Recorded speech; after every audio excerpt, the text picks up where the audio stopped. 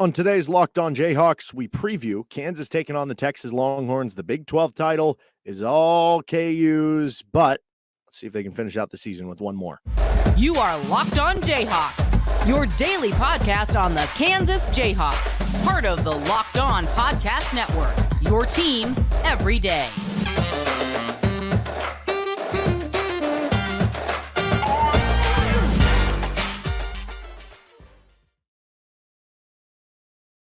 Derek Johnson. You can hear me as well on Rock Chalk Sports Talk, Monday through Friday from 3 to 6 p.m. on KLWN in Lawrence. Thanks for making Locked On Jayhawks your first listen every day. We are free and available wherever you get any of your podcasts. You can also find us on YouTube. Give us a good review if you possibly could. On today's edition of Locked On Jayhawks, we're previewing the Kansas-Texas game, as KU is officially your Big 12 champs. We knew that after they beat Texas Tech, but what we didn't know is if they were going to win the Big 12 outright, which that has certainly happened because Texas lost to TCU on Wednesday night. So even if Texas beats Kansas, Kansas would win the league by a game. But that means if Kansas beats Texas, Kansas would win the league by multiple games. I mean, there's a chance they could win the league by 3 games. They were 6-4, and for a team that was down a couple games at one point in Big 12 play, playing in the most difficult version of the Big 12 that there's ever been, the chance to win by 3 games, that is absolutely remarkable, and why Bill Self should win Big 12 Coach of the Year. But that's a story for another day that we'll probably talk about the Big 12 awards coming up next week when they come out, or maybe right before if they do. First, though, this episode of Locked On Jayhawks is brought to you by FanDuel Sportsbook, the official sportsbook of Locked On. Make every moment more. Visit FanDuel.com/LockedOn to get started today. Kansas takes on Texas. Both these teams are top 10 in KenPom. Kansas is 7th. Texas is 10th. It's first place for second place in the Big 12. Top storylines headed into the game. The number one storyline for me is, what is Kansas going to do playing-wise? Are we going to see Dajuan Harris play 28 minutes as opposed to 35? Are you going to see some of the starters play a little bit less in this game to make sure that, they still keep the momentum going forward, that they're still playing, but also, you mitigate some of the energy and the health and some of those things long-term. Now, is there that much of a difference at this point between a guy playing 34 versus 32 minutes? No, probably not. But if he does, if it is somebody playing 25 versus 35, like that is probably a big enough difference to warrant it happening.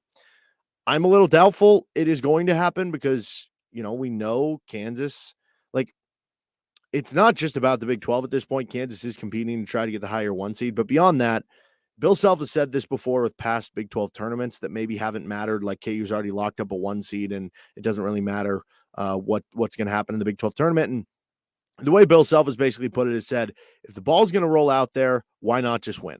If we're going to be playing in the game, why not try to win? He's a very competitive person. And as much as I think that the health of the players and resting a couple guys that have gotten banged up lately, like Dajuan and Kevin McCullough, would be very helpful for this team, they're also 18 to 22-year-old kids who, in a lot of cases, want to go play in the NBA afterwards, where you're going to play 3 to 4 games a week. So if you play one Saturday game and then have 5 days off in between your next game, you should be okay. And if the game is close on the road in a competitive environment against a good team, you don't think that Bill Self is going to keep rolling with his guys. So I'm a little hesitant that you're going to see much energy or much rest from the guys, but it certainly is a storyline coming in and something to talk about. I think the number 2 storyline here is KU trying to pad its number 1 overall seed resume. I think right now Kansas is probably the number 1 overall seed. At the very least, as we talked about on yesterday's show, it is neck and neck, probably close enough with Houston and Alabama. But if Kansas wins out, it is for sure theirs to be had with the amount of difficult games they have played and will continue to play moving forward, and would need to win the Big 12 tournament. And that includes this game on the road against Texas on Saturday. This wouldn't just be a quad 1 win. It would be a quad 1A win, which is the highest tier that you can possibly have. So if you win this game, you pad your resume. And I do think, if Kansas loses this game, and then wins the Big 12 tournament, they're still going to have a shot at getting the number 1 overall seed. If they win this game and then lose in the Big 12 tournament and say the semis or the final, I also think they have a shot at getting the number 1 overall seed. Doesn't mean they for sure will get it, because it kind of depends on what the other teams do, but you're still in the ballpark there.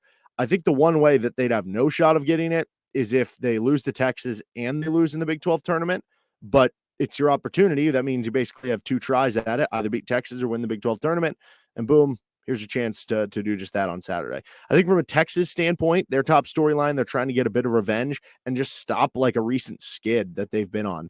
So Texas, after owning that 2-game lead over Kansas, has, I wouldn't say fallen apart down the stretch, but they played a very difficult schedule.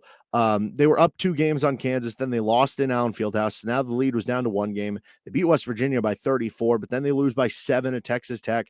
Then they win 2 straight at home, barely against Oklahoma, and then against Iowa State, they blow them out. And then they lose 2 straight on the road, at Baylor by 9, at TCU by 2. They're trying to get back to just a strong level of play. They're trying to get back to a point where they feel like, they're playing at a high level, and that they can recapture the way they were playing through a majority of the Big 12 play into the Big 12 tournament, and then further beyond that into the NCAA tournament. That's very big for them. It is also senior night for Texas. This is their final home game for some of their seniors. I think it'll be the final game for Marcus Carr. I believe it's the case for Timmy Allen. I could be wrong that he could potentially maybe have one more year out there. I think Sir Jabari Rice, it's in his final year. So they're going to have some seniors looking to win their final home game. Although, come to think of it, there's not a ton of program guys. I don't know if Brock Cunningham is a senior now. He would be a program guy. But most of the Texas players that have built this team together, like Tyrese Hunter, transfer from Iowa State. Marcus Carr, even though it's his second year, he's a transfer from Minnesota. Timmy Allen, even though it's his second year, he's a transfer from Utah. Dylan Dessou, it's his second year, but he's a transfer from Vanderbilt. So I don't know how much that'll mean to a lot of these guys, but it means something anytime you make a stop anywhere. Like, it meant something to Kevin McCullough in his 1 year at KU. It'll mean something to the Texas players opening up a new building. This will be the first senior night in that building. And certainly the place will be a lot more lively of an atmosphere than it has been in recent years. The Kansas has gone down to Austin. Much better atmosphere now with the current arena. It's a smaller venue, gets a little more on you, a little less attendance than the past ones where you just have open seats on open seats. And I don't know what the attendance is like for these games now, but I'd imagine senior night against Kansas, you got a good team. It'll probably be a sellout, and crowd will be pretty good for this game. Not Allen Fieldhouse-esque, but it'll be good. All right, we're going to get into our Texas scouting report and what happened in the first matchup between these two. But first, this episode of Locked On Jayhawks is brought to you by FanDuel Sportsbook. The midway point of the NBA season is here, and now is the perfect time to download FanDuel, America's #1 rated sportsbook, because new customers get a no-sweat first bet up to $1,000. You heard me right. I said $1,000. That's bonus bets back if your first bet doesn't win. Just download the FanDuel Sportsbook app. It's safe, secure, and best of all, it is super easy to use. I mean, I love the interface of FanDuel. It's super easy when tracking your bets. You have the My Bets column, and a lot of times it'll tell you if you did a same game parlay, like, oh, this guy's 17 points right now. You need him to get up to 25. Right now on FanDuel too, this probably doesn't help you because it's going to come out on Friday, but it's recording Thursday. But just to give you an idea of some of the great boosts they offer, you can get Luka Doncic 30+ points, Kyrie Irving 2+ threes, James Harden 8+ assists. That sounds like a lock to me. They boosted it up to 180. And yes, you might not be able to bet on this by the time you hear this episode, but I guarantee there's going to be another boost in its place, another good one. You can check out all those boosts. You can make your own same game parlay, bet on the money lines, the spreads, whatever you like, future bets. Think Kansas can go to Final Four, win a national title. You want to bet on some of the conference tournaments. Who's going to win the tournament? Boom, they've got it all at FanDuel. Don't miss your chance to get $1,000 in bonus bets when you go to FanDuel.com/lockedon. That's FanDuel.com/lockedon to learn more. Make every moment more with FanDuel, an official sports betting partner of the NBA. Kansas takes on Texas on Saturday. Tip-off will be at 3 o'clock. You can hear pregame on KLWN and 105.9 KISS. Actually, just 105.9 KISS at 1:30. KLWN is going to be airing KU women's basketball, and then once the KU women's game ends, it'll go over into the men's game. So when you look at what happened in the first matchup, Kansas won 88-80. That game was in Allen Fieldhouse high game. It was not a game that Kansas went off from three. They just did it from 2-point range. It was a really good cutting game. It was a really good driving game for Kansas. They found openings at the rim. They shot 55% on twos on 30 makes. They went just 2 of 10 from three. They didn't take a lot. They didn't really have to, and they didn't make a lot either. They shot 79% on a ton of free throws, 22 of 28. Both teams got to the free throw line a good amount in that one, and Kansas did a great job on the offensive glass. 14 offensive rebounds. Kansas only got 4 last game against Tech. They've been, I think, 8th in the conference, only playing offensive rebound rate, but that game, it was certainly up there for KU. They also had 16 assists to just 11 turnovers. Good numbers there for KU against a team that'll turn you over a lot with Texas. And when you look at what Texas did, Texas didn't have a great 3-point game, 6 of 19. They did shoot well from 2-point range, about 55% of 24, 44, got 10 offensive rebounds. They had 15 turnovers, though. And you compare that to just 6 assists. KU made the Texas offense a bit stagnant. Marcus Carr almost went hero mode, and it didn't matter. Carr had 29 points. He was awesome. But also when KU was able to put Dajuan Harris on him, he struggled a lot more. Timmy Allen had a big 18 points. Timmy Allen was also great defensively. He kind of held Jalen Wilson in check. Jalen went just 1 of 7. He had 2 points and 8 rebounds. You know Jalen's chomping at the bit to get back at it on this Texas team. Jabari Rice had 12 off the bench for Texas, but just 1 of 5 from 3. And then the rest of their players kind of struggled to step up. As far as who stepped up for Kansas individually in the first game, it was Gradey Dick, who had 21 points. He hit both of Kansas's threes. Outside of him, the team was 0 of 7 from 3. He also had 4 rebounds and 2 steals. He had that one play where they went on that long run early in the game. I think he put him up like 30-16 when he took that step back 3, and the crowd went absolutely bananas in Allen Fieldhouse. So he was big time. Dajuan was great. 17 points for Dajuan with 5 assists, 6 rebounds. He also had 4 steals. Kevin McCullough had 16 points and 6 rebounds. And then KJ had 10 points for you. Jalen was the one guy who struggled. But if you remember, it was a bench game for KU. Ernest Uday had 6 points and a couple rebounds. MJ Rice had a bucket off the bench, and Joe Yesufu had 14 points, including that dunk in the late second half. So that's what happened in the first game.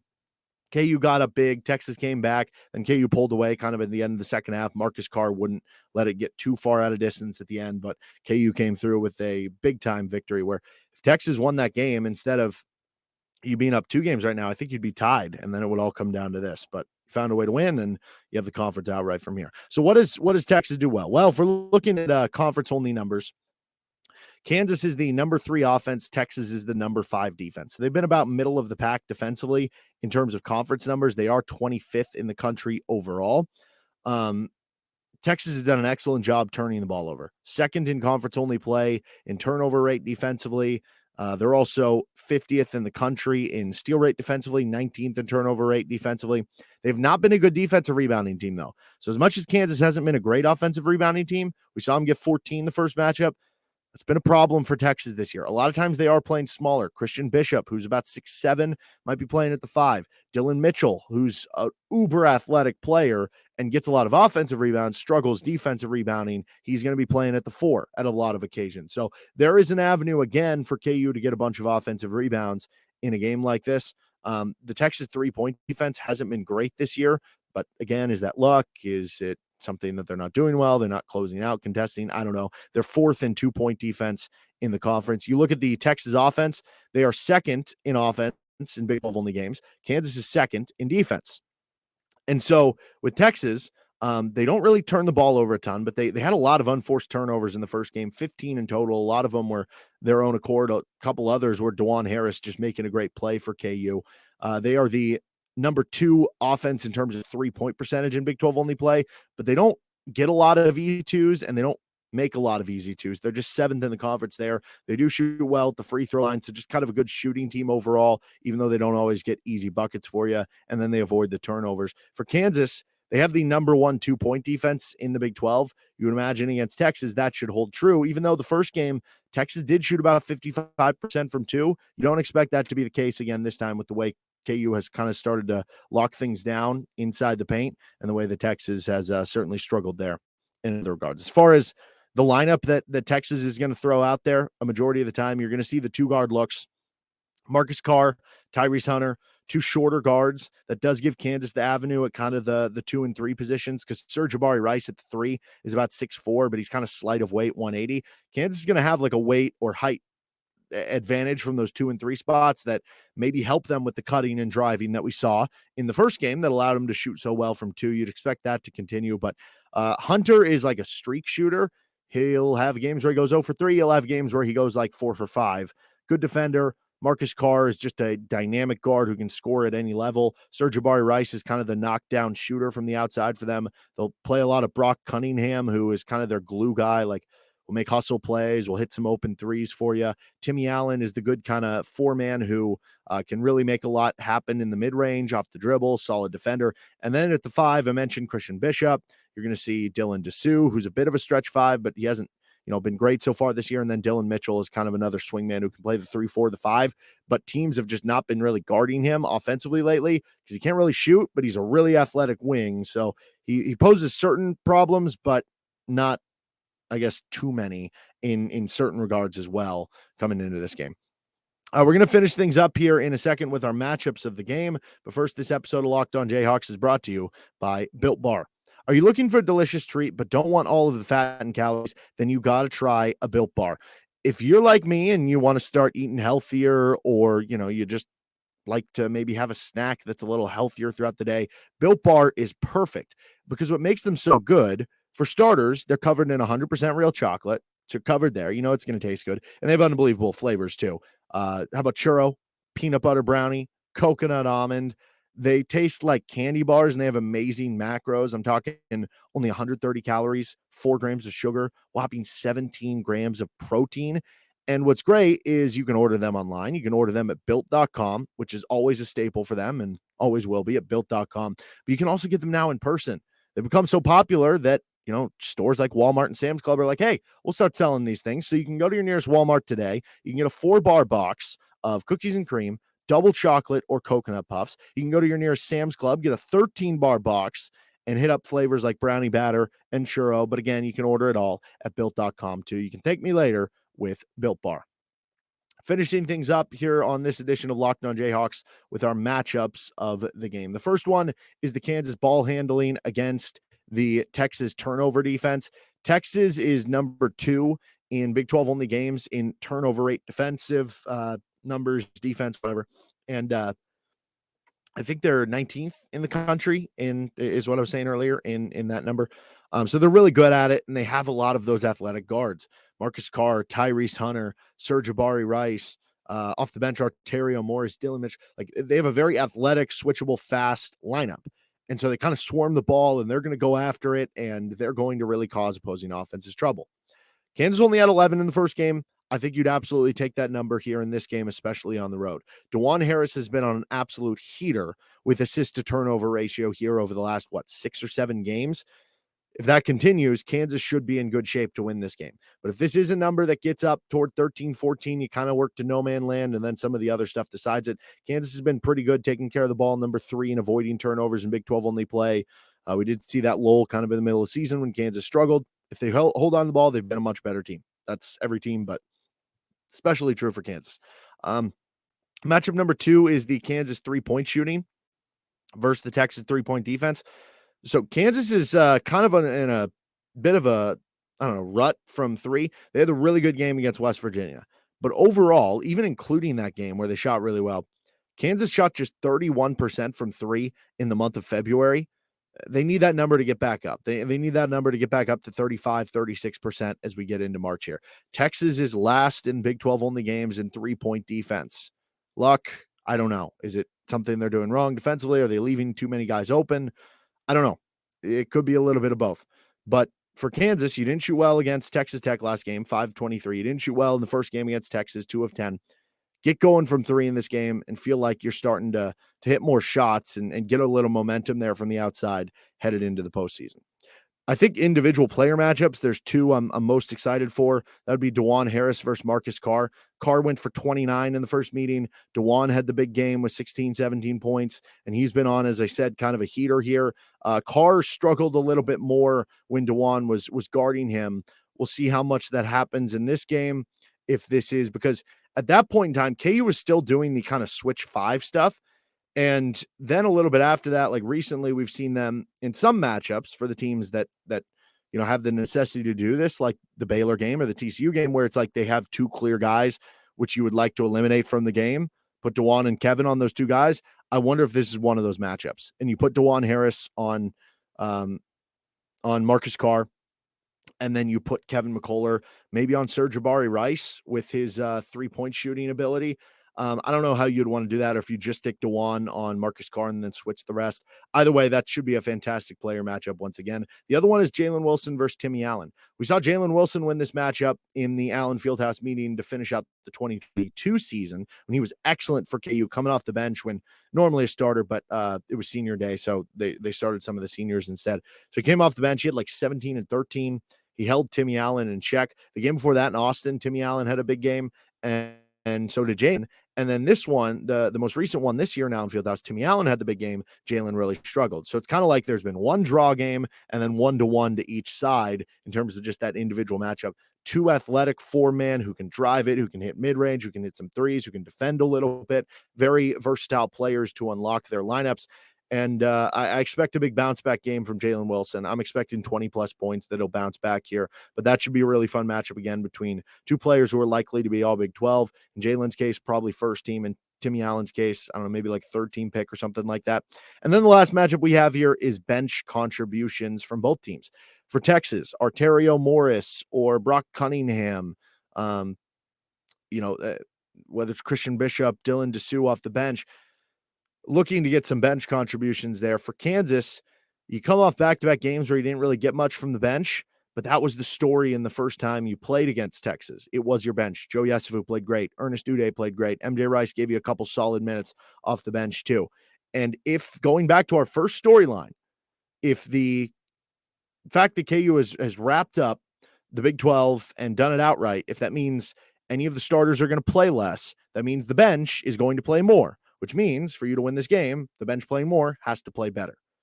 That's one of the biggest matchups of this game between those two benches and what can KU's provide. That'll do it for this episode of Locked On Jayhawks. We'll be back on Monday to recap the KU Texas game, and then throughout the week, we'll be looking ahead to the Big 12 tournament, maybe some Big 12 tournament awards and further previews down the road. We're getting into the end of the season, into postseason play after this one. But that'll do it for this show. You can check us out wherever you find any of your podcasts. You can find us on YouTube. Subscribe to the show. You can hit me up on Twitter at DJohnsonRadio. We'll see you next time on Locked On Jayhawks.